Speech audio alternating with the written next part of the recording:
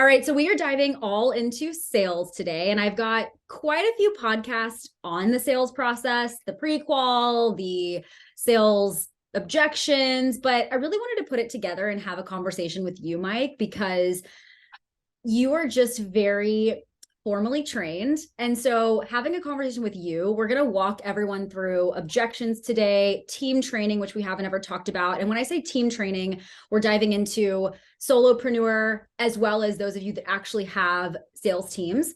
And then some FAQs, just things that we both get all the time, myth busting and all of that. But the goal is after this call, you will all be just way more confident in your sales process. So Mike, I'm going to ask you, because you do have that formal background, right? So how did you kind of get to the position you are now where you're closing for companies?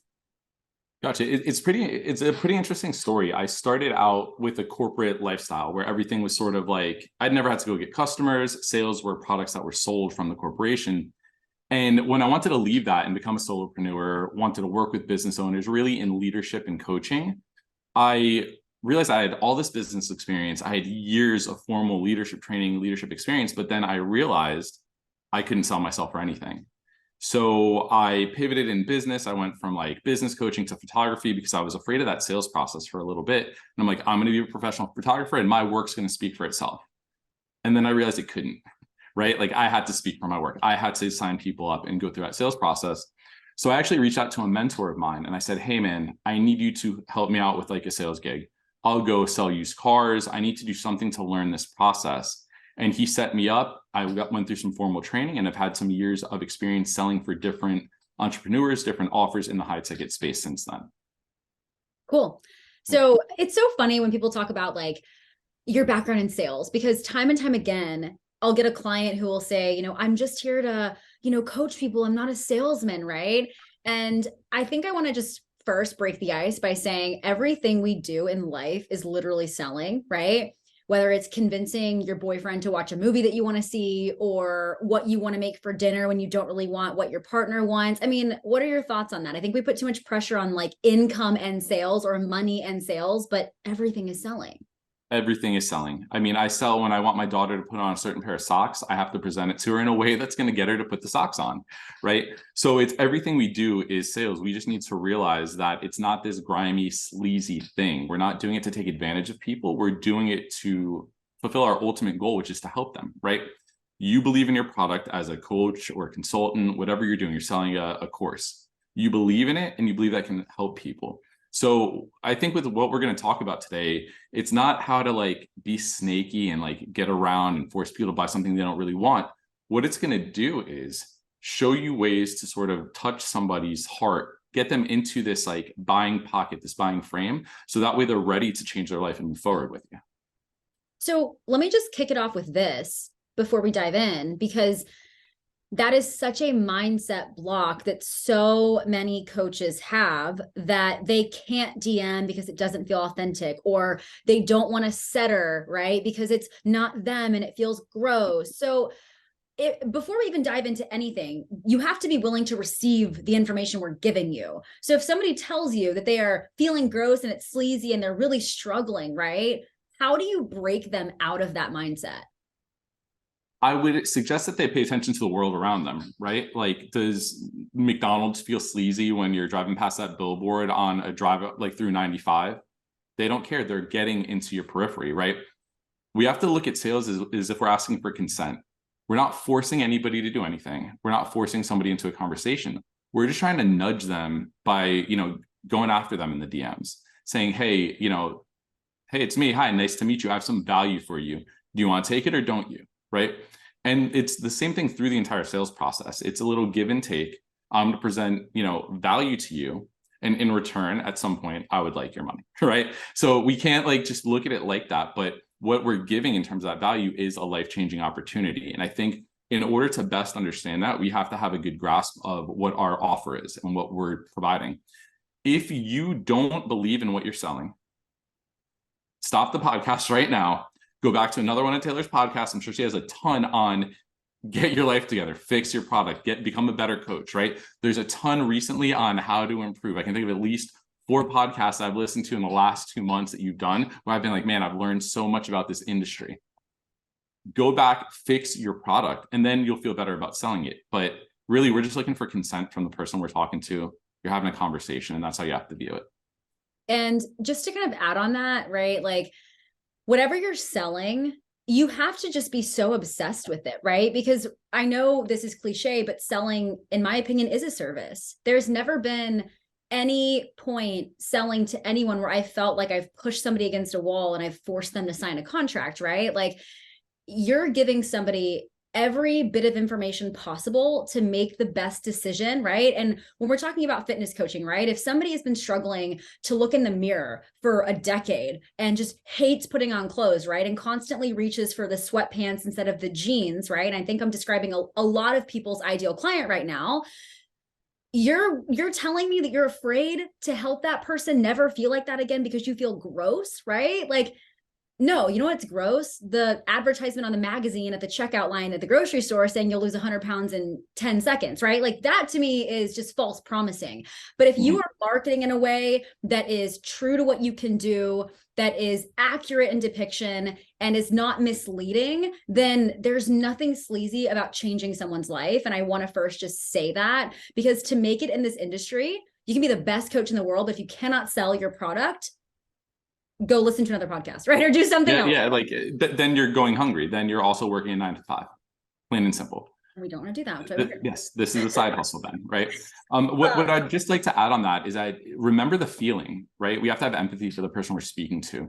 I like to look at it in the frame of, I'm going to treat you, Taylor, if I'm selling to you, is if you're my best friend, you're my sister, and I'm going to tell you, hey, this path that we can take is going to be the best thing for you, and here's why. But in order to do that and present my path to you, I have to first know what's going on with you. So in every sales call, we're trying to do two things from the very beginning. And I think this will change a lot of people's paradigm. It'll change a lot of perspectives just by understanding this. Number one, we have to figure out if what we have and what we're selling can actually help this person. And number two, we're looking to eliminate the objection before the close. That's it. We're doing those two things on every single sales call. I mean, that's like, if you learn one thing, like, there you go. Like, make a note, hold it right here, re-listen. But and also for this podcast, guys, we are focusing pretty much on the sales call process. If you are looking for extra DM support, there's plenty of other podcasts I've got on that one, but I really want to focus on objection handling and start this off there. And so we're going to go over a few scenarios and talk about how to overcome those objections on sales calls, right? And so the most common one that everyone talks about, and it's said in different ways, right? But the whole, I can't afford it. And people will often tell me, I just keep getting, I can't afford it. Everyone is telling me I can't afford it, right? And so before I give my 2 cents, like, Mike, what do you think? Well, I'm going to take it a step back, right? Before we get to the point in the sales call where somebody's giving you that objection of, hey, I can't afford this. Before we tell them the price, talk about investment, before we do all of those things, what you want to do is take a temperature check of where they're at with the process. So, and if you want, I can go through what the sales call process looks like, just a quick overview if that's helpful, just because not too many people are familiar with that. So you're going to want to start the call, like have rapport with the person, get to know them very quickly, frame your call. This is what we're going to try and accomplish today. If it works for you, I'm going to tell you about what I do, what Taylor Inc. does, right? What my online fitness coaching business looks like. And then from there, it's the discovery part of the call. And this is basically you just asking the potential client a bunch of questions. And let me rephrase that, not potential client. You're going to ask this human being a bunch of questions. You want to get deep with them to understand if you can help them, and then get deep into what their goals are, what their pain is.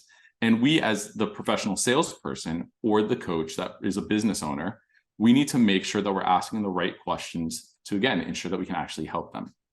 From there, we're going to, ask for permission and go into our pitch. I'm going to make this quick because we can do another podcast on the pitch. There's been tons of books written on it. You can get info anywhere. Make it short. You're selling the destination, not the whole vacation. We're not talking about going to the airport, taking off your belt and shoes, going through the x-ray, getting patted down, all that noise. Less words. I've heard you say this a ton of times, Taylor. Less words mean a lot more. So you're going to want to just sell the destination. We got to Maui, we're taking surf lessons, and there's going to be a flight along the way, right? And then from there, we want to temp check. And this is where I want to sort of start off. We want to find out if the process is a good fit for this person that we're talking to. So again, we're speaking about consent here. So simply enough, Taylor, on a scale of 1 to 10, in terms of the process specifically, and those are keywords, right? In terms of the process specifically, 1 being it's terrible and you want to get off this call, and 10 being you think it's exactly what you need to get you to your goals, where do you fall exactly? And we want to make sure we say in terms of the process specifically, because often here you'll get that financial objection. Oh, well, I'm a 5, but I don't know the price, right? When you get that inevitably, and you will, you almost want to act confused, right? Like, no. Oh, Taylor, price aside, in terms of the process specifically, because I'm going to roll up my sleeves and get in the mud with you. I want to make sure that this process works for you. So 1 to 10, where do you fall in terms of the process? And if they're anything less than an 8, that's another podcast, right? Like you did something wrong along the way, you might not actually be for them. But if you're an 8 or better, you're going to say, okay. And you're going to move on and maybe ask a why. We want to get depth with it, right? Like you're a 10 out of 10. Why? Tell me about that. You're only an 8. All right, you're a tough cookie. Tell me why, right? And let them explain to you why that is. So now to take it back to the I can't afford it objection, I would say 99% of the time, this is a smokescreen. If I told you, Taylor, that I could make you 100K, guarantee 100K in 6 months, but I need you to send me, I need 10K in my bank account from you by end of day today, you will make it happen. I promise you. If you had 0 or you had something, if you believed it 100%, 10 out of 10, you would make that happen. So 1 of 2 things is going on here. Either they don't believe their problem is severe enough that they should spend that money on fixing it, or they don't believe that you're the actual solution and we need to get to the bottom of it.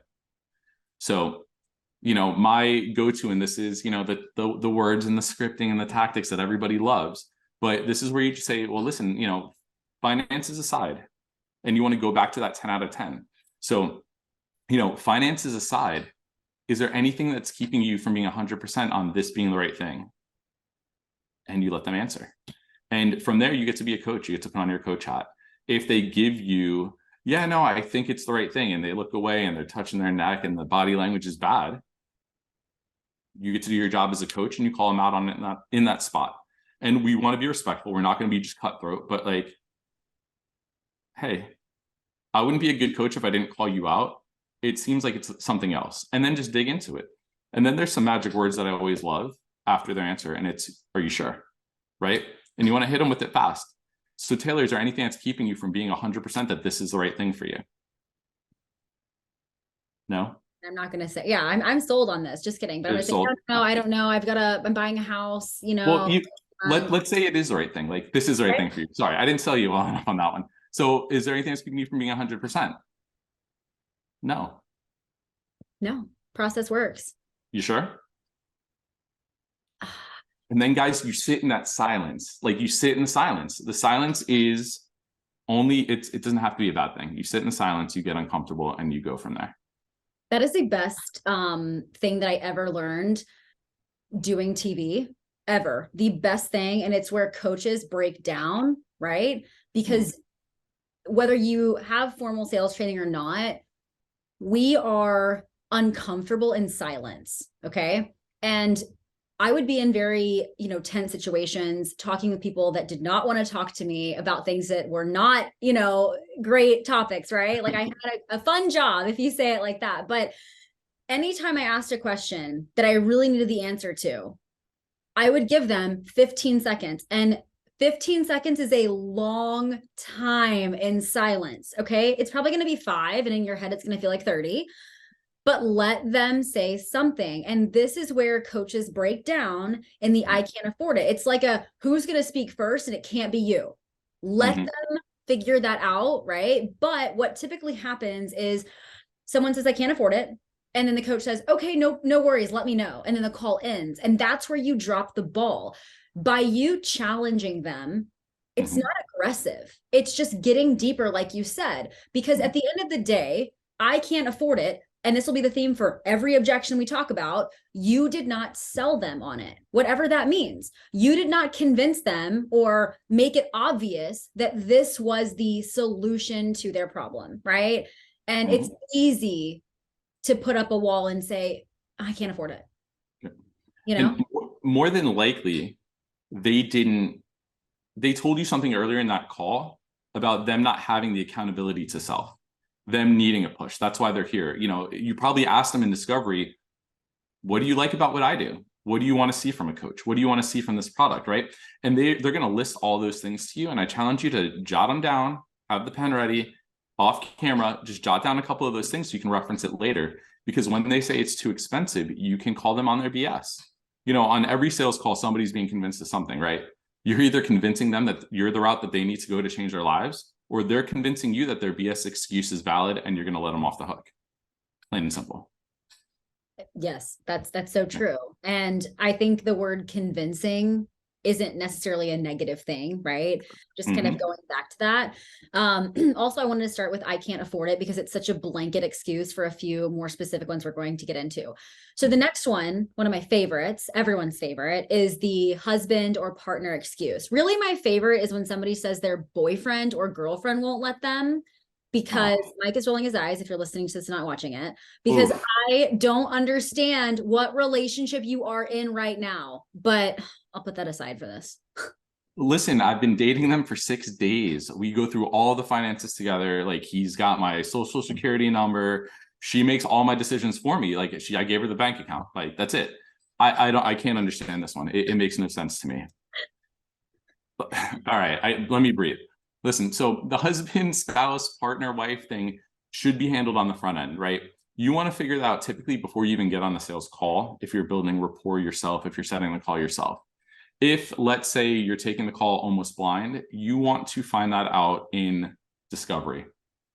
Who else is going to be impacted by you improving X, Y, and Z? Who else is going to be impacted by you making an extra 10K a month? Whatever it is, right? So when you find that out in that moment, you want to ask, oh, wow, you're married. Your husband, tell me, what does he think about this? And then you sit and you let them answer. And then when inevitably they say, well, my husband doesn't really know what I'm going through right now, you just drop that right in your pocket and you say, oh, okay, wow, what do you think he'd think if he knew we were on the call right now? And then you let them answer, because when it comes back to it later on, you're going to want to address that. And there's multiple, like, this tree just branches out. There's multiple routes you can take here, but you want to find that information out on the front end. In certain situations, I'll just be honest. I'll be like, hey, like, I'm not the type of guy that wants to go sneak around behind your husband's back. So if this is something where, like, he doesn't know you're going through the problem and he doesn't even know we're on this call and it's going to be an issue down the road, I might just stop the call right there and just say, hey, let's fill him in. Let's catch him up. So that way he knows we can invite him into this call. So that way he can truly understand, one, what you're going through, and two, what that solution looks like. Because inevitably you're going to come to him saying, hey, I need X amount of dollars a month because some stranger I met on the internet wants to fix my life. And here all these problems are going to fix all the problems that you didn't even know I was having. What do you think, your spouse is going to say? So we just want to get ahead of that on the front end and then just be able to bring that up later on. Because ultimately, and this is the line you'll come back to at the end of it, if your spouse knows that you're having these problems, if they know that you're on the call and this is 10 out of 10 exactly what you're looking to do, why wouldn't they want you to do whatever you could in your power to be fitter, happier, healthier, just love life more, right? Get your old self back. They wouldn't stand in that way. So come on, let's get you signed up, right? Like, that's it for me. I always ask too, we'll get into the 2 call closes versus a single call close and kind of go over scenarios, but you'll notice that I'm the same as you. Like, I do a lot of pre-qual. A sales call for me is just getting the yes, right? It's really just meeting somebody face to face, getting that yes. But before they get on a call, I know if they're building a house or moving or having a baby or going through a divorce, whatever it is, right? Because I've done the pre-qual. And so a question that I recommend putting on your application is just super simple, but is anyone else involved in making this decision with you, right? Because if the answer is yes, then you want to be like, okay, well, who? How does your husband feel about it? How does your partner feel about this, right? But I'm with you. If somebody gets on the call and says they have no idea I'm doing this, then I automatically think, oh, you're in the bucket of somebody who's going to default on a payment down the road. And I do not want to put myself in that position. It's one thing to make an independent decision, right? But it's another thing if you have joint bank accounts and that's going to be a problem later. Like, we don't want to deal with that. And if your partner doesn't know, finding random people on the internet to coach you is not if you're in the world, you get it. But a lot of partners are like, what the hell is a business coach, right? Like that's an objection I get. Their husband doesn't get it or their wife doesn't get it, and that's normal, that's fine. And so I always will invite the partner on the call and make sure that they're both present, and just really wow both of them simultaneously, so that if they really both don't decide that it's the right time, then it's like, okay, well, you've done all you can in that sense. There's been very few cases where I really have had a partner that's just like, nope, not now, not doing it. But at that point, you really, I don't know, you can tell me if I'm wrong, but there's not much you can do if a partner is just like, absolutely not giving you the money. It's not for everybody, right? Like it's going to be like that sometimes. Some free coaching right here. When you do have that partner, that spouse on the call, you'll know who the decision maker is, because when you ask a random question, the one that gets looked at is they're the alpha, they're the leader, they're the one making that decision. So now it's your job to invite them into the conversation. I've had calls where, the husband's standing in the background with his arms crossed, listening from the stairs. The wife is just shaking her head the whole time, and you have to just invite them into the conversation. So let's move on to the person who is sold in the process. They want to do it, but not now. I want to do it later, in a few months from now. I want to start next summer. Got it. I get it. Your dog is graduating from charm school and you need to be there. He's valedictorian and he's a good boy, and you need to make sure that the next month is great. I get it. This, Taylor, is my least favorite. And I think it's because with tax season, it's the one I've gotten the most in the last little bit of time. So there's a lot of, unwrapping to do with this one.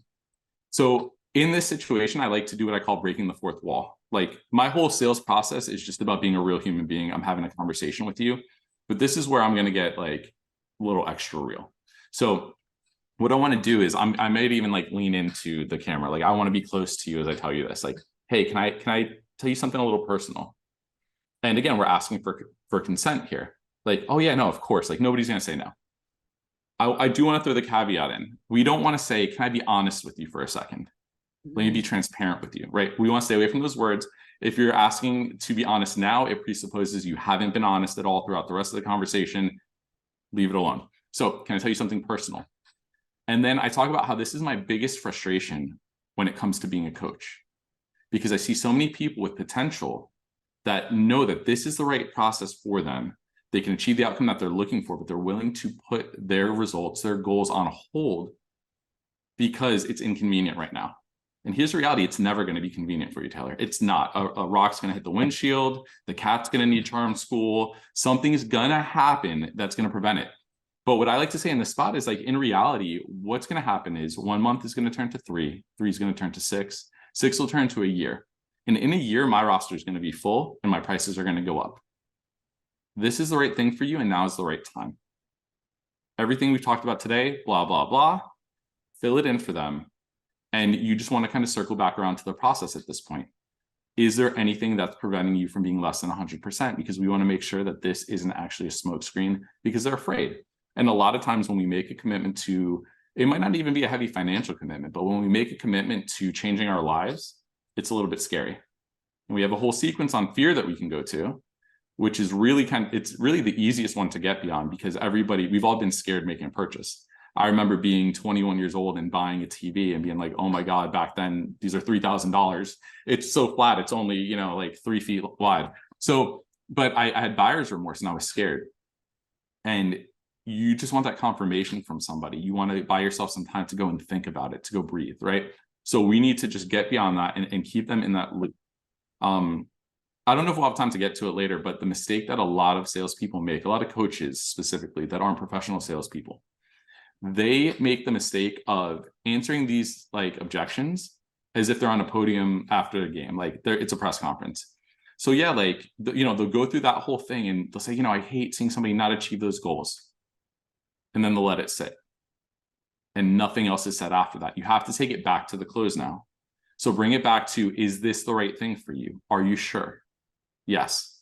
All right, well, let's do this. Let's get you signed up today. I mean, I have, that's pretty much what I do. It may not be the exact verbiage, but that's pretty much how I handle it. I think you have to loop everything back to their why. Mhm. And something else I ask on my application is always, why they decided to apply with me or work with me. What stands out to you? Because you want to hear in their words what they see in you, which is helpful, right? I also ask, aside from the investment question, but I'm typically asking, why now, right? Why is now a good time? Because they're not going to say that it's not on the application. They'll tell you that on the call because, some people do get, it's just the fear thing, right? They get scared. Because they're lying. They're lying, Taylor. They're scared and they're lying. Yeah. Yeah. So that's what you do there is great, especially because like I think about, if they give you, let's say they're less than, an 8 on the scale of 1 to 10. I'm not going to go to, well, why aren't you a 10? I'm going to go to, well, you're 7. Why aren't you a 5 or a 6? And I want you to tell me what's good about the program, what you like about it. And I think you do such an excellent job of that on the front end in your application because you're armed with that information already. And it puts them in the frame that Taylor's the authority, Taylor's the expert, and she can already get me results. And then we can weed through the rest. Now tell me why you're not a 10. But I am curious, how do you handle that, on the sales call when you get the, I want to do this after my pup graduates? After my pup graduates, you guys, this one time I had somebody tell me that they had a really high dog grooming bill, and I'm not kidding. It's something that my setter at the time and I just laughed for so long about. I really want to compile just the craziest excuses I've heard because they're hilarious. And it really goes to show that, like you said, one person's doing the convincing, which one isn't, right? So when I get somebody that says not now, but later, the first thing that I typically will say is, okay, I hear you, right? Now, I'm talking about business coaching in this example, not necessarily fitness, right? But the thing with business is there's going to be ebbs and flows constantly. And so I try to actually give them some coaching on if we can't handle inconsistency now, you're not going to make it. And it's my job to coach you through these really challenging ebbs and flows because you think this is a really hard situation. Something's going to happen in 6 months from now. And if I'm not doing my job telling you that up front, we're not going to make it regardless. And they're like, oh, fuck. Okay. Hey, I can't wait to see that on Instagram. I cannot wait. I'm going to send that out to a bunch of people. It's going to be so good. So good. That's, I agree with everything that you said. I think for me, it's such a case by case basis. And that's what I want to reiterate is like, I do so much. I mean, obviously I don't shy from this. I'm in my DMs, and I spend a lot of time in there because that is where I really build that relationship. When I hop on a call with somebody, it's like, nice to finally meet you, man. Like, I know a lot of shit about you by now, right? Like, how was your workout this morning? Like we're already kind of best buds and it's easy to keep talking and sell them. It doesn't feel like I'm selling them. They're like, I'm ready, let's go. But it still does happen. It still does happen where somebody will say, hey, I really want to do this and get on a call with you, but heads up, I probably can't start until, a few months from now. And I'm like, okay, I respect that. But then on that call, that is where I coach them because whether it's fit, and I'll use a fitness example, right? If somebody is really struggling with their body image or whatever it happens to be, damn well that is impacting their relationships, their friendships, their just everything about their life. And if it's like a hormonal issue and they're like, oh my God, it's so expensive. Okay, cool. Well, in another 10 years, when you hit menopause really early, and it's going to be thousands and thousands of dollars, like don't come back, right? Like, I mean, I think you have to just really paint a picture. And this is where coaches crumble and they almost have to think, shit, is my offer not good enough? Am I not good enough? And I think that as you're going through the sales process, let's just also say we are not, like Mike and I are not expecting anyone or ourselves to have a 100% close rate, right? Like we don't have that. However, if every time you get an objection, you crumble and can't handle it because you crumble with imposter syndrome or fear or whatever, and it all of a sudden breaks your, identity as a coach, that's the problem. That's what I want you to overcome is this idea that if I say, or if I hear no on a call, I suck today. No, absolutely not, But I mean, I don't know your thoughts on that, but I notice that all the time. Like it totally crumbles coaches when they hear no on a sales call. I totally agree with that. Like there's so many times where everybody wants the script, like these magical phrases, the script, these buttons to push in this exact order to get them there. The area that they should be spending the most time on in these calls is discovery to answer all of these questions and get out ahead of it and then how to handle the objection, because the call doesn't end after you give the price. And that's what everybody like takes it as. It's such, like, oh, am I going to get the credit card? No. Okay, bye. And that's not it. Like, we are walking them along the journey. You are a coach in most cases, for the audience we're talking to. Like, you're a coach. It's your job to have those uncomfortable conversations with them and help them get out of their own head. It also goes in line with it's expensive. Oh, wow, it's more than I thought. Well, I have to be honest with you, like, and don't use honest sales call. We don't say honest, but in reality, I went to the supermarket the other day and I was buying these fake healthy protein pancakes for my daughter. And for the last 6 years, they've been $5, right? Chocolate chip pancakes have been $5. Now all of a sudden they're $7.50. And I hit the aisle and I go, oh, whew, that's expensive. And then I sat in the silence for a second.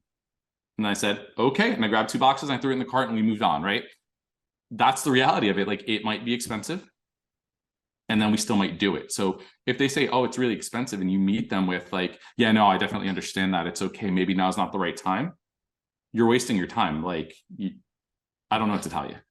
Do not empathize with their objection, right? Like, not empathize with them. That's not what I'm saying. But if somebody's like, oh, that is expensive. Yeah, I know. Like, no, don't say that. Like, don't co-sign their excuse. Right. Exactly. Don't co-sign their excuse. So what about the really analytical buyer who is interviewing a ton of fitness coaches and you're just next on their list and they're like, I'm still like, talking to some other people, because this happens all the time. They've got other interviews, sales calls, other coaches. What do you say to that? I want to be friendly with them. I want to get into like, what's really going on? Who else are you talking to? How many, right? And we never want to trash the competition. It's not what we do. Your goal is to show how you're different, how your results will be different and all that. So you need to know the competition very well, so you know how to present yourself in a way that's different from them while also still speaking to your prospective client's goal. But when it comes to, I'm just doing, some like due diligence, right? Like, I'm doing due diligence. You want to like really question their decision-making process. And this is, again, and I feel like a broken record. I'm coming back to, well, are you a 10 out of 10 on the process?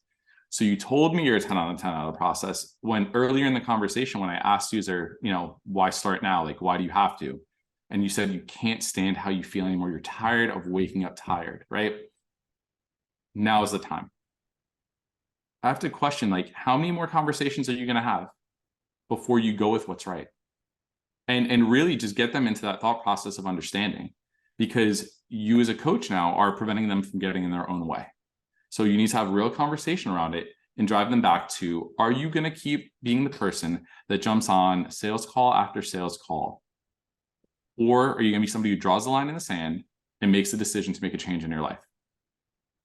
I know it can be scary, but I want you to feel comfortable. Let's do this.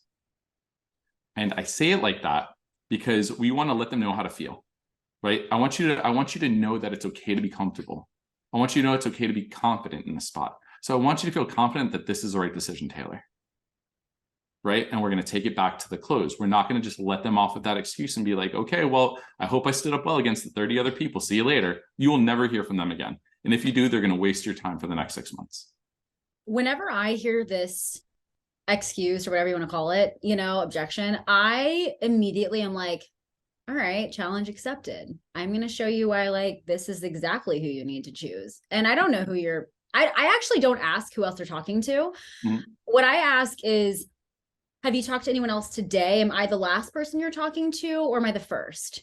That's good. I want to know where I'm at in the lineup, right? Because if I'm the first one, all right, guns are coming out, I'm ready. If they've talked to other people, I know my competition well enough. And this is where I tell all of you coaches, know who your competition is. And it doesn't mean a direct competitor, like this person and I have the same offer. But just if somebody's talking to me, I know 4 other coaches, 7 other coaches that are probably likely catching someone's attention as well, right? Mm-hmm. I know what they sell, how they sell it. I think a lot of you need to be more curious with your competitors too. So aside from the sales knowledge, you need to know who you're up against and why somebody would pick somebody else over you without being biased towards yourself. Like, what is attractive about Sally's marketing or James' sales call, whatever, right? Like, you should know by now. And so whenever I'm getting this person, I just want to be as I know we said don't say the word transparent, but like just very matter of fact, very chill. I typically don't push any sales on this. I'm usually just giving them all the information they need and telling them how this is going to get them from A to B, right? And usually at the end I say, you know, how does that sound, right? Like, how are you feeling? Right. And they're like, wow, no one's ever walked me through this process like this. This is awesome. Sick. Yeah. Let me know if you want to start. Maybe got some other calls. And usually they're like, I don't need any other calls. I'm sold. You know, it just depends. And if I do have somebody that has other calls, I'm hitting them hard in the DMs afterwards. And it's not uncommon for somebody to say, I think you've seen this too. Oh, I canceled the other call. I didn't need it. Yep. Right. Absolutely. And, you know, there's times too where somebody's been in the DMs telling me they have other calls set up, you know, and I say, or they'll say, I want to book a call with you, but I have a few other calls. And I'm saying, no, like you're doing your homework. Let me be part of that homework process. Yeah. And then we get on the call calendar and then we kind of swoop in. Right. And so I think just being confident. And so when we kind of talk about objection handling in a general sense, right, make sure that you are pre-qualifying and doing the discovery phase. I recommend doing that before the call, but if that's not the case, then make sure you do it on the call, you know? Yep. And I think that ties a lot into the follow-up too. This is something that you're an absolute like badass expert on because you follow up like a real human being. And I feel like I've created this. This is in my formal training coming into play, but I like to, again, we're consent driven, right, on this. So if I do concede the sales call and I say, okay, we're going to schedule an appointment. I'm going to follow up with you, finish your due diligence or whatever it is, you know, the pup has to graduate. It's going to happen. I'd like to give a disclaimer that I'm going to give you a best friend follow-up. I'm not going to follow up with you corporately and be like, hey, Taylor, I just wanted to check in to see how blah, blah, blah. And you're probably going to leave me unread. I don't do that. And I let them know on the front end, I'm not going to do that. So the ones that are really hot that I just couldn't get over the edge, I ask them to give me a phrase that they need to hear in 2 weeks when we follow up. So that way you can remember that you're 10 out of 10 on this right now, but you have to do something else in between, right? What phrase am I going to say to you? And I've gotten some really funny ones that most of them I can't repeat, but I mean, you do have your explicit. Yeah, you can cuss in this podcast. You're fine there, but yeah. But I think my favorite was this is a no shit, no brainer. No shit, no brainer. And I had to text her a couple of times with it. And she's like, all right, let's do this. And that's how I'm going to follow up, though. I'm going to follow up like you're my best friend. Yo, are we doing this or are we not? Are we making excuses or are we moving forward? Right? Because we're going to develop that type of relationship as we go into this coaching dynamic anyway. I'm going to have to call you out on things. So we're going to start it now. I think it's important to know why somebody's attracted to you in the first place, right? Yep. And to use myself as an example, I always say that I'm tough love with like a hug also, right? Mm-hmm. I am super empathetic, but I will give you the kick that you need if you ask for it, right? And I know the level of push that I can give to my clients. Mm-hmm. And if I've been talking with you in the DMs for a while, I can kind of gauge what you need and how you are. And so when I follow up, there is absolutely no part of my sales process that is scripted entirely or like you said, corporate PR vibes, right? Like I'm immediately like, yo, it's been a day. What's going on? I can tell you're in your head. Let's talk about it together. Yep. And I think giving somebody the permission to say no openly, then you can troubleshoot it. Because here's what coaches see a lot. They'll do the follow-up, right? Maybe things went well on the call, okay? But they didn't say yes. They said, you know, they're going to buy tomorrow or whatever the hell it is, right? Tomorrow comes, they're panicking. Do I reach out to them? What do I do? Well, yes, reach out to them. Of course, I don't let more than 24 hours go by. To be honest, I send a message immediately after a sales call, whether they said yes or not, being like, can't wait to start. So stoked. Can't wait to change your life. Let's go. Whether they said yes or no, I talk to them the entire time as if they've already said yes, because I want to get them in the mindset that it's going to be amazing, right? And if you keep them in that mindset, amazing. So if they ghost you and if they leave you unseen, then I would just say something like, hey, Karen, I know it's a big decision. If you're still thinking about it, let me know. No worries. And usually they'll say, you won't be left unseen anymore. Oh yeah, I've been thinking about it. Mm-hmm. Yeah. And they're so afraid to commit or not to commit, right? Like the decision is difficult. It's not always the yes that they're afraid of. They're also afraid of the no. I think I'd like if you talked for a second about the importance of sending a voice memo in those spots. Yeah. So this is where and I'll use this for a lot of different examples because voice memos are so key. I'm like the annoying friend that sends lots of voice memos all the time. And I'm so sorry to all of my friends and you, Mike, that you get my voice memos. Can't listen around my daughters. Yes, that he's like, don't listen around my kids because Taylor cusses. But aside from that, you know, I will send voice memos because they're so personal. And being a business coach, especially, people expect somebody in my DMs, right? And so I use voice memos in 3 places specifically. So the first place is always sometime in the initial phase when they're still cold, not the first message, but usually within the first 3 messages, I send a voice memo. I want to make connection instantly. I'll make a joke with them. I'll lighten it up. I might be like, I'm plagued with business coach in my title. Like I will just say whatever to just break the ice. The next time is when I invite them to apply or book a call. I invite them. I don't just tell them. I invite them with a voice memo. Then I invite them, or usually after I have the call with them, if they didn't say yes on the call for whatever reason, I send them a voice memo as a follow-up. If they said yes on the call, I just send them like a hype up message, right? Also, I think that people drop the ball with the time spent between application and the call. I know that I'm not going to say this like any formal sales training. I'm aware of that because if they're hot, get them on a call. I get it. But I've told you I don't like doing long sales calls. And when I have at least 48 hours in between their application and the sales call, then I get to see more of the objections that I need to overcome ahead of time. I get to build that rapport with them more, and I'm hyping them up even more so, right? If somebody applies and then books a call, do not just leave them until you get on the call. This is why you get ghosted on calls, right? And so if you're ever like, man, everyone just doesn't show up. Okay, well, are you talking with them after they apply, right? So I think that's really important too. But yes, voice memos, if you're not sending them, that is the fastest way to build rapport with your voice, you know? Yep, absolutely. And if you're selling for someone else, if you're in my shoes, that's difficult, right? That's where you as the business owner, or like just in the strategy that you have, there needs to be touch points between, you know, the booking of the call and the sales call itself. Maybe you want to preserve your authority as the salesperson, as the coach, as the consultant. That's great, but you need to have your assistant reach out to them and get them hyped for the call a little bit. But if you are a solopreneur and you're running this yourself, you need to have touch points. Like that is so vital. Because Taylor's not going to get on a sales call for 45 minutes to an hour 15. How long are your sales calls? 15, maybe 30? I would say 30 for my mastermind 30. Because we're going through like a business plan. But when I was doing FCA calls, 10, 15 tops. Yep. Got it.